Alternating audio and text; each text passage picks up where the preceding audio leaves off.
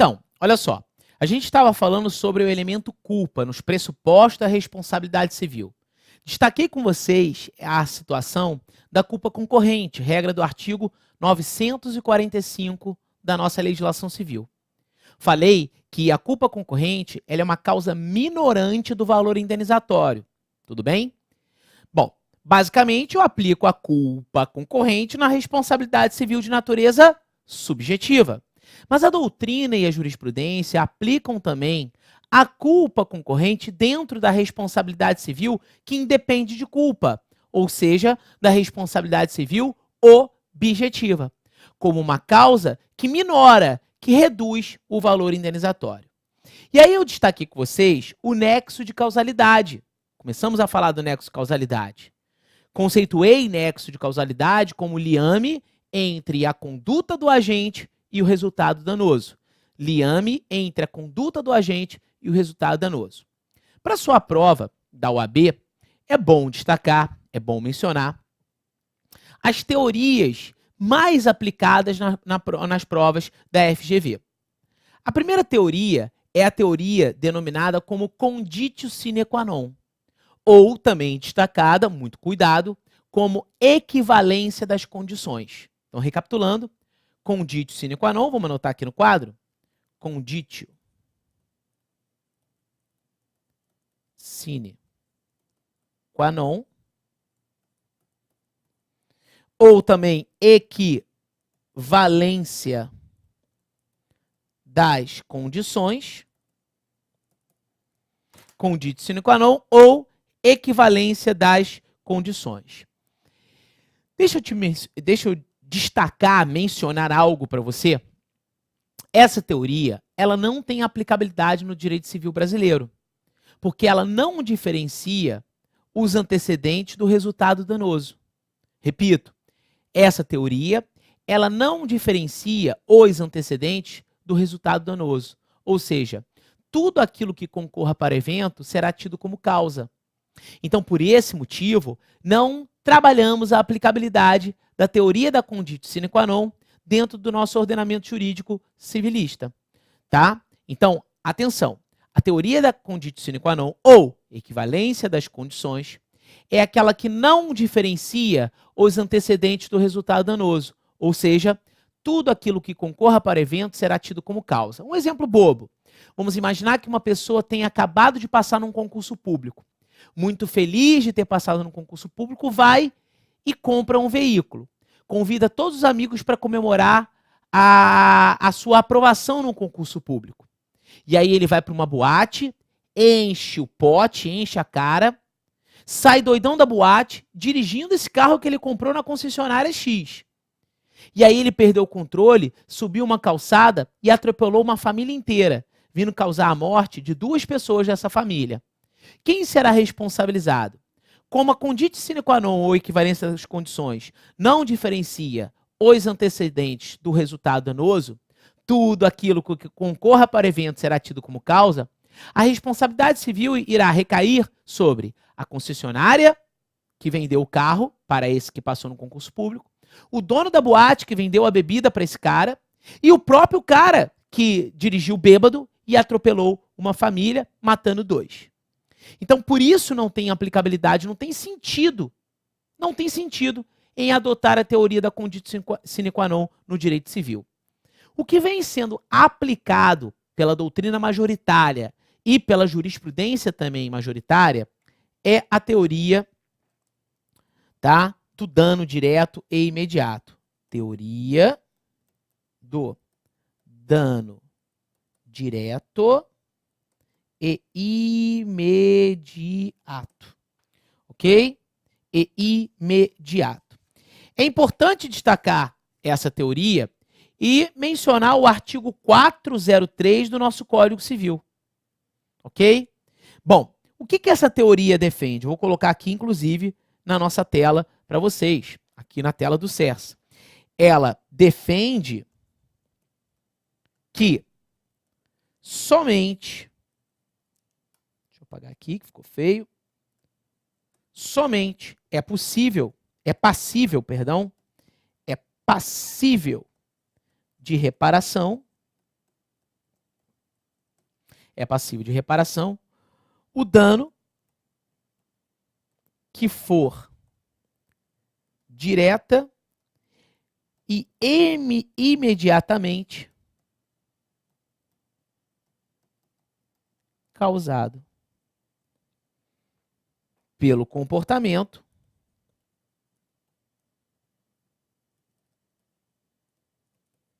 do ofensor.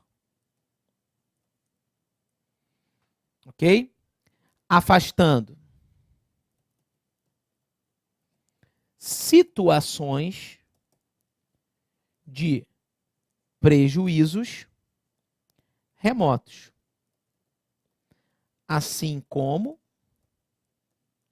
fatos posteriores que interrompam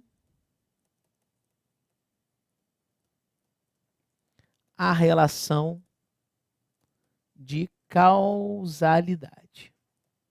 Então tá aí uma observação para ficar no seu material, para você anexar a minha apostila de responsabilidade civil que eu preparei para vocês, sobre a teoria do dano direto e imediato. Ou seja, somente a causa direta e imediata servirá como fundamentação no nexo causal, no nexo de causalidade, para que haja responsabilização civil.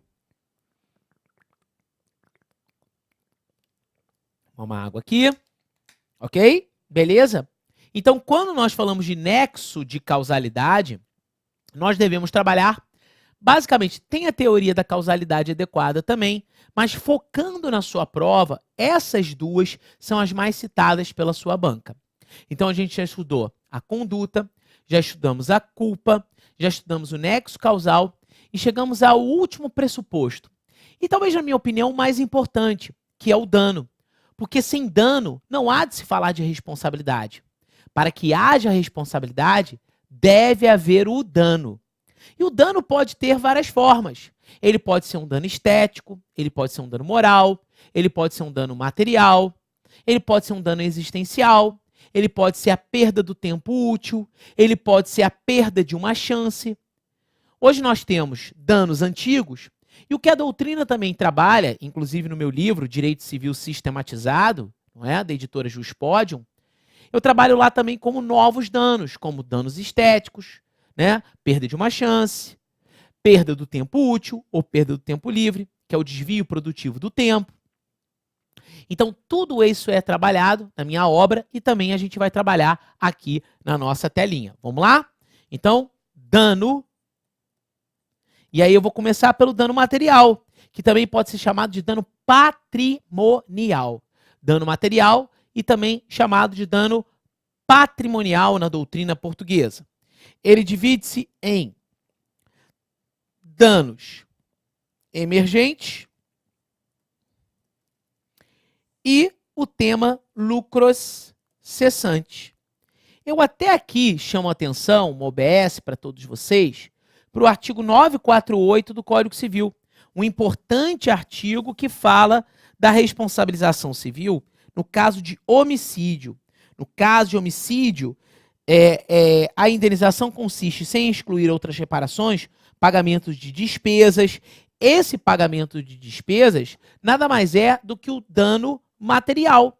E esse dano material, como eu falei e inseri na tela para vocês, ele pode se referir a um dano emergente. E o que é um dano emergente, Cris? Dano emergente nada mais é do que a perda num patrimônio já existente. Trata-se da perda num patrimônio que já existe. E lucros cessantes? Olha, lucro é algo futuro. Tudo bem? Trata-se de algo futuro. Então, lucro cessante é aquilo que a pessoa deixou de ganhar. Aquilo que a pessoa deixou de ganhar. Isso se refere ao que nós chamamos de lucro cessante. Danos emergentes, a perda no patrimônio que já existe. Lucros cessantes, aquilo que a pessoa deixou de ganhar.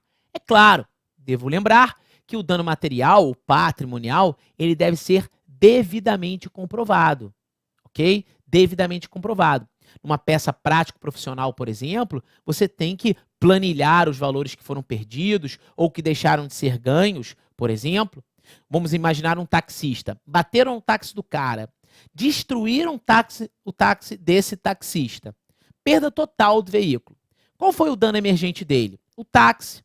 Quais foram os lucros cessantes deles? Aquilo que ele deixou de ganhar. As diárias que ele ganha ali diariamente, trabalhando no seu taxizinho. Então, dano material, a gente trabalha com essas hipóteses. Então, o dano moral. O dano moral, gente, a gente não confunde com abalo psíquico. O abalo psíquico é uma consequência do dano moral. Por exemplo, o dano moral, em síntese bastante apertada, nada mais é do que a violação de um dos direitos da personalidade. Trata-se da violação de um dos direitos da personalidade. A honra, a imagem e etc. O nome da pessoa. Temos aí situações relacionadas ao dano de natureza moral. Tudo bem? Beleza? Então, vou colocar aqui para vocês que é a violação de um dos direitos da personalidade. Violação de um dos direitos da personalidade. Tudo bem? Cris, deixa eu te dizer uma coisa. Existe uma doutrina, e eu já vi caindo isso na prova da FGV, sobre o dano existencial. O que seria o dano existencial? Na minha opinião, o dano existencial, ele não tem fundamentos assim, né? Ele não tem algo a ser destacado, porque ele, na verdade, trabalha com um dano moral. Mas eu preciso conceituar o dano existencial, tá? Então, aqui o dano existencial é quando lesado, a pessoa lesada, ela tem o sentido da sua vida, tem o sentido da sua vida modificado pelo dano injusto perpetrado.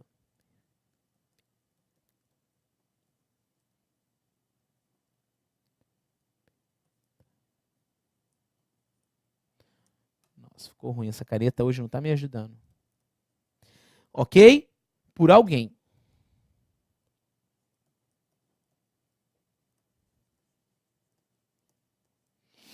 Beleza? Tá? Então, é um dano que protrai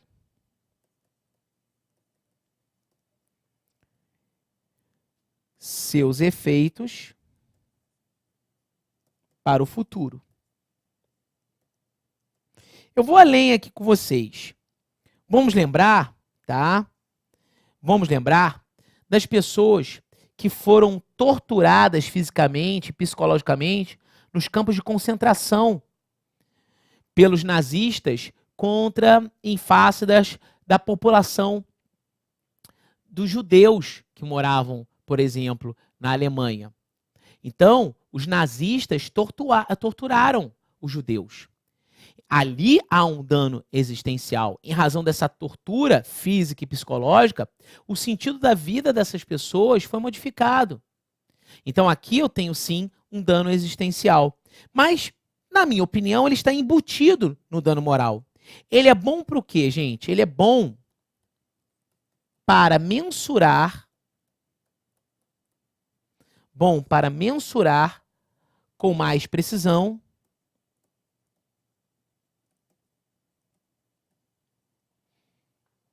a extensão do dano sofrido.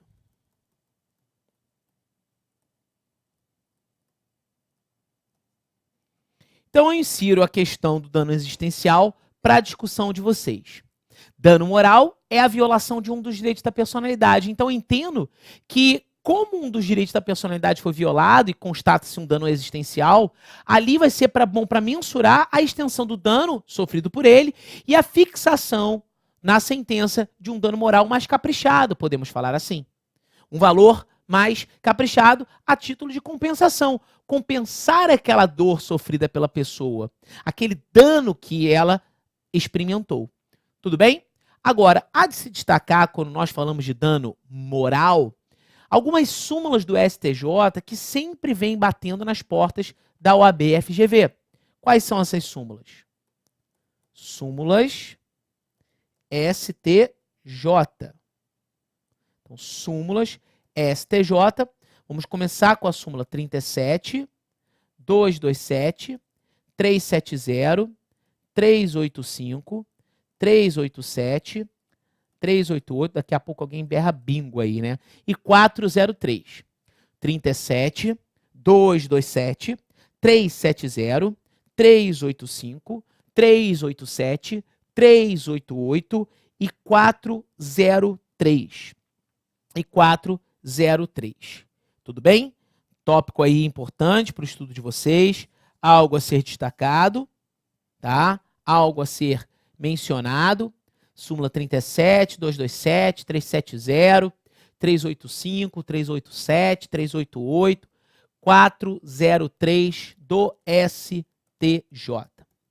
A súmula 37, uma antiga súmula, ela diz da possibilidade da acumulação dos danos morais com os danos materiais. Vamos colocar aqui na câmera 2, então a possibilidade dos danos morais com os danos materiais.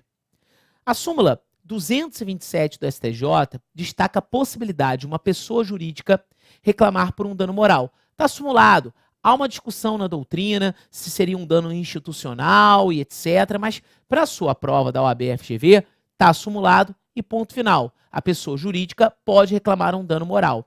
E tema simulado que está intimamente ligado ao artigo 52 do Código Civil. Câmera 1. Bom, é importante destacar também a súmula 370. Uma súmula que pode cair em civil, pode cair em consumidor, pode cair em empresarial, por exemplo. 3 provas. A súmula 370 fala do cheque. Que cheque?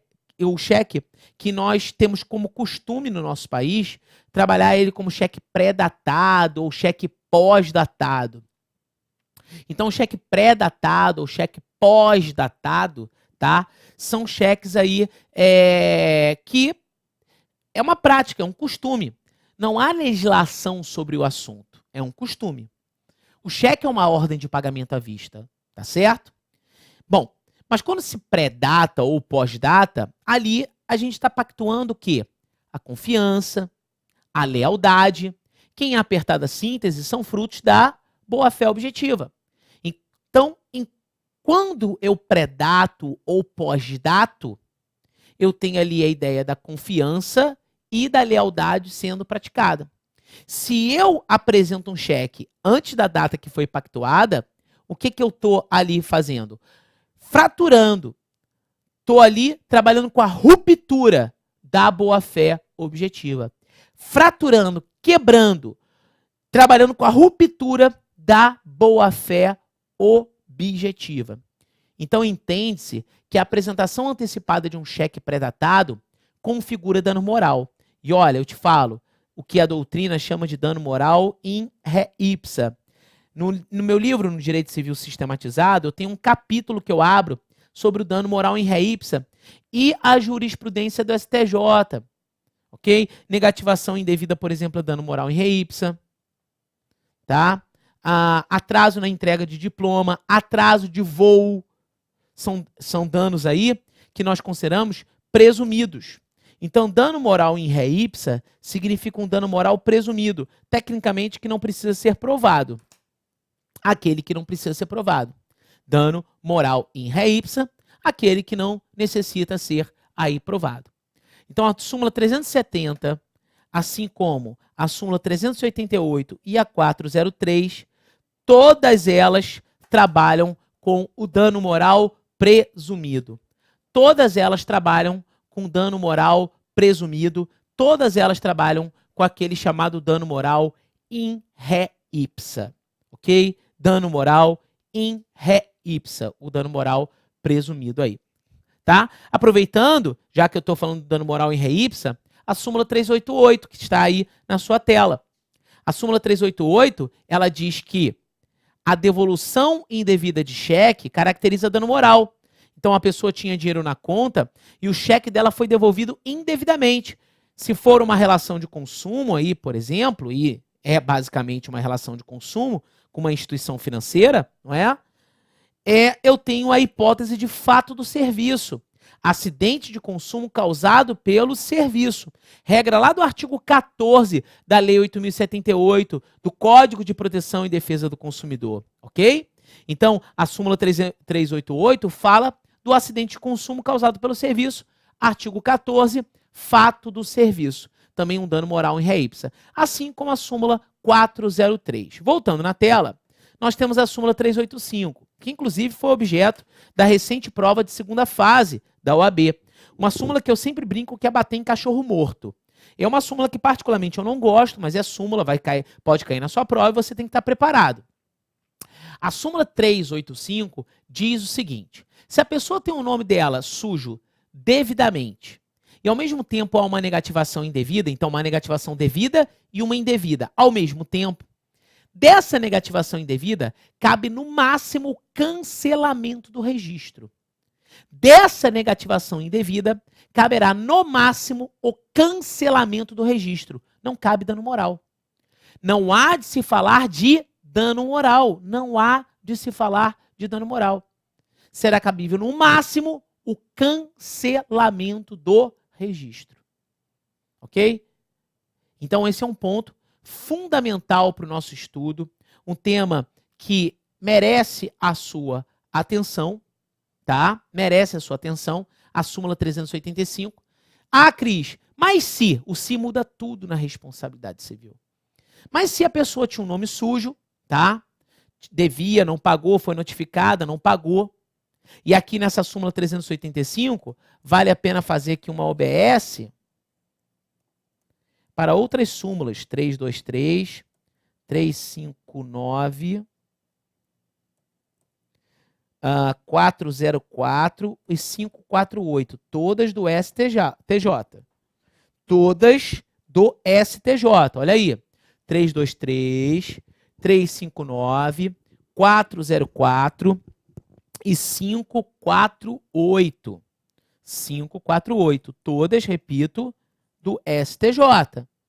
Ok? Todas do STJ. Tudo bem? Beleza? Vale a pena você dar uma olhada. Então, se a pessoa tinha o nome dela sujo, o sujo devidamente, pagou a dívida, o nome dela tem que sair do rol dos maus pagadores. Você pode até ver a súmula 548. Aí, indevidamente, posteriormente, o nome dela foi negativado. Nesse caso, cabe dano moral? Cabe, porque não há mais uma prévia inscrição, como diz a súmula 385. Súmula 387. Uma discussão sobre dano moral ou dano estético. Gente, para muitos doutrinadores, cito até o professor Sérgio Cavalieri Filho, aqui do meu estado, do Rio de Janeiro, uma brilhante pessoa que tem um livro maravilhoso chamado Programa de Responsabilidade Civil, um livro que eu estudei na minha faculdade, né? Me formei lá no ano de 2001, um livro que eu estudei minha faculdade inteira e continuo estudando até hoje. Ele tem um programa de responsabilidade civil e programa de direito do consumidor. É um brilhante, foi desembargador no meu estado, aqui no Rio de Janeiro, um brilhante magistrado. E Sérgio Cavalieri, ele entende que o dano estético, ele não é autônomo ao dano moral. Mas a súmula 387 traz essa autonomia. Diz que o dano estético pode ser cumulado com o dano moral.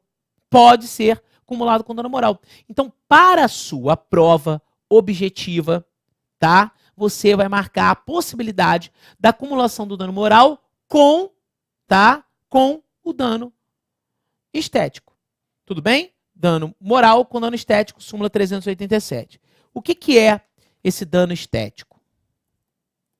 Existem alguns requisitos. Primeiro, lesão ao atributo físico. Lesão ao atributo físico. Uma durabilidade ou permanência. Durabilidade ou permanência. A questão do sofrimento causado pelo sentimento de rejeição. São requisitos aí. Sofrimento causado pelo sentimento de rejeição. E aqui eu tenho que fazer uma observação para o artigo 949 do Código Civil.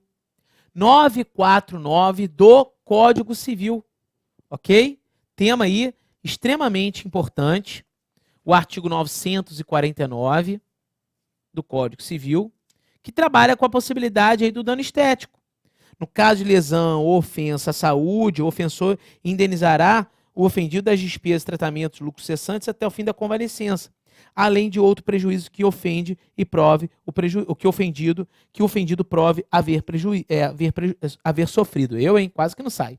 Então, bom, o artigo 949 trabalha com essa possibilidade aí do dano estético. E a súmula 387 trabalha a possibilidade de cumulação dos danos morais com os danos estéticos. Então, nada impede que numa peça, por exemplo, prático-profissional, numa prova de múltipla escolha, você esteja aí diante da possibilidade da acumulação de dano moral, dano material e dano estético. Súmula 37, por exemplo, cumulada com a súmula 387, sem problema nenhum, ok?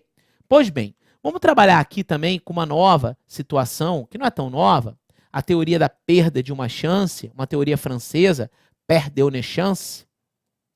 E o caso mais clássico de todos, que é o recurso especial 788-459, Bahia. Perda de uma chance, o recurso especial 788-459, Bahia. Ok? 788-459, Bahia. Quando se fala da perda de uma chance, eu estou trabalhando aqui com a perda de uma chance diante de um dano material, a pessoa pode demandar um dano material, mas também poderá demandar um dano moral. Então, a pessoa tanto pode demandar por um dano material, assim como ela pode demandar por um dano moral. Perdida a chance, ela pode demandar. Então, a doutrina diz que para a aplicabilidade da perda de uma chance, deve ter havido a perda de uma chance séria e real. Isso, inclusive, está no Conselho de Justiça Federal, nos enunciados do CJF, ou também falado e mencionado como enunciado das jornadas de direito civil. Enunciado do Conselho de Justiça Federal e também os enunciados das jornadas de direito civil. Das jornadas de direito civil. Ok? Tópico aí importantíssimo para o estudo de vocês, tá? Perda de uma chance. Esse recurso especial é o caso clássico do julgamento do show do milhão. Show do milhão, em que a candidata chegou à pergunta de R$1 milhão e o Silvio fez a pergunta, e se ela errasse essa pergunta, ela perderia todo o valor que ela ganhou. Só que ela errou a pergunta, sim, e perdeu tudo. Só que ela fez uma pesquisa e a indagação feita pelo Silvio Santos no programa Show do Milhão, do SBT, não tinha resposta. E o caso chegou até o nosso Tribunal da Cidadania, o STJ. E lá o STJ condenou o SBT a pagar um valor indenizatório para a candidata. Não foi de R$1 milhão. Vou deixar vocês com gatilho da curiosidade. Dá uma olhadinha aí, entra no site do STJ, no recurso especial 788-459, dá uma lida lá no resultado, sem formatação, no resumo ali do julgado, já vale para vocês e pronto, perda de uma chance. A perda de uma chance séria e real. E hoje também vem se falando da perda do tempo útil ou perda do tempo livre. Há um grande julgado no STJ também, condenando a Fiat, um consumidor que comprou um carro e o carro vivia mais na concessionária do que na casa dele. As idas e vindas, esse desleixo, essa desídia por parte, por exemplo, do fornecedor, obstava, impedia que essa pessoa ela curtisse o tempo livre dela, por exemplo, o lazer de estar com ele mesmo, com a família, com amigos, porque ele sempre estava tentando resolver um problema que poderia ser resolvido facilmente. Então, esse desvio produtivo do tempo da pessoa gera hoje indenizabilidade. Então, uma nova teoria, posso dizer nova, tá? O professor Marcos é um grande escritor no tema do desvio produtivo do tempo. E dentro da possibilidade da sua prova, existe também uma questão jurisprudencial. No meu Tribunal de Justiça aqui no Rio de Janeiro, tem muitos julgados sobre a perda do tempo livre. Ok? Beleza? Então, o último pressuposto da responsabilidade civil, a gente acaba de estudar agora. A hipótese do dano. Eu já volto.